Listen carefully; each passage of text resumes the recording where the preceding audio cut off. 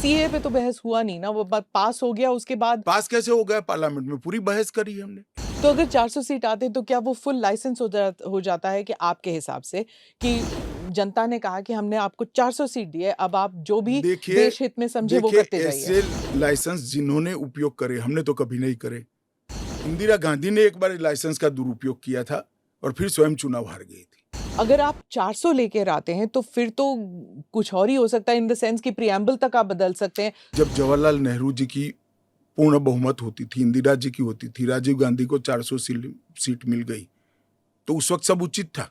आप कहते हैं कि ये राजनीतिक नहीं है, लेकिन आपके जो राजनीतिक स्पीचेस हैं, तेलंगाना में आपने कहा, जब आप अपने वायदे गिनते हैं कि ये वायदे हमने पूरे किए, तो सीए भी उसमें है। तो इसमें राजनीतिक कहां से हो गया? तो फिर आपके तो वायदे हमारा हैं। एक वादा था कि देश के अर्थतंत्र को सुधारेंगे, तो क्या अर्थतंत्र मत सुधारो, पॉलिटिक्स कर रहे हो। फिर राजनीतिक कहां से हो गया? हम मानते हैं सीए देश के हित में है, इनका अधिकार है, इसलिए हमने दिया है। पॉलिटिक्स कहां से? वो भी कहना देना चाहिए। अगर राजनीतिक फायदा है तो उनको कौन रोक रहा है?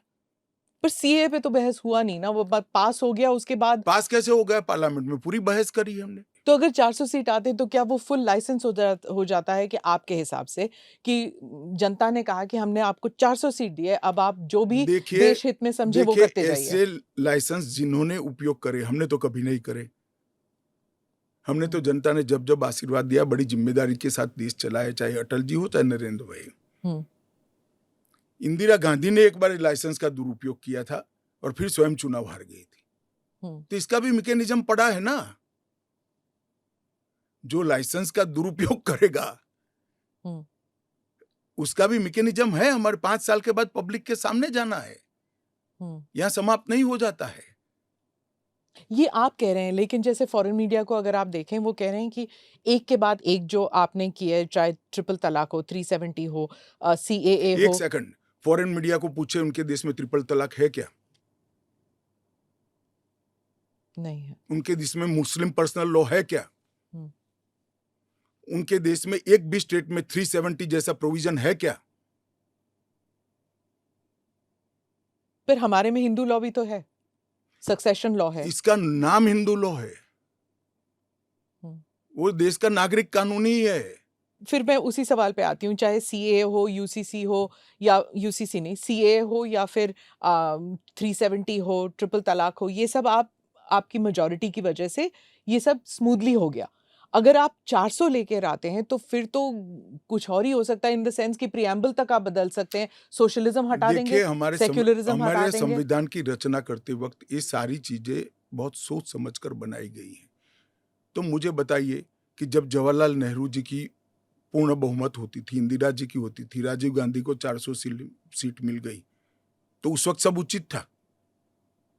नहीं था ना, इसीलिए तो उन्हें हटा दिया गया। तो हम भी नहीं करेंगे, उचित नहीं करेंगे, हम संयम नहीं रखेंगे, सेल्फ डिसिप्लिन नहीं रखेंगे, तो हमें भी बदल देंगे। ये तो कोई तर्क नहीं हुआ।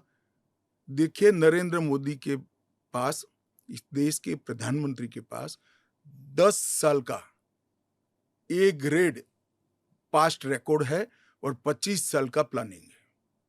25 और साल 25 साल का टोटल। प्लानिंग उन्होंने बनाया है कि 15 अगस्त 2047 को भारत पूर्ण विकसित भारत होगा।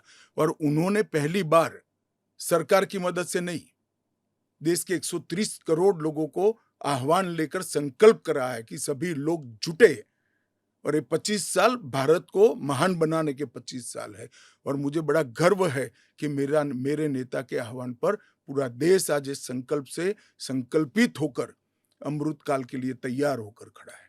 इसके साथ साथ इस देश में गुड गवर्नेंस, इस देश के अर्थतंत्र को दुनिया के प्रमुख अर्थतंत्रों में शुमार करना, दुनिया भर के टेक्नोलॉजी और R&D के लिए एक प्लेटफॉर्म बनाना, भारत को मैन्युफैक्चरिंग का हब बनाना, भारत को हर क्षेत्र में आत्मनिर्भर बनाना, इस देश की शिक्षा व्यवस्था को दुनिया के साथ और दुनिया से आगे ले जाने का प्रयास करना, ये सारी चीजें हमने करी है।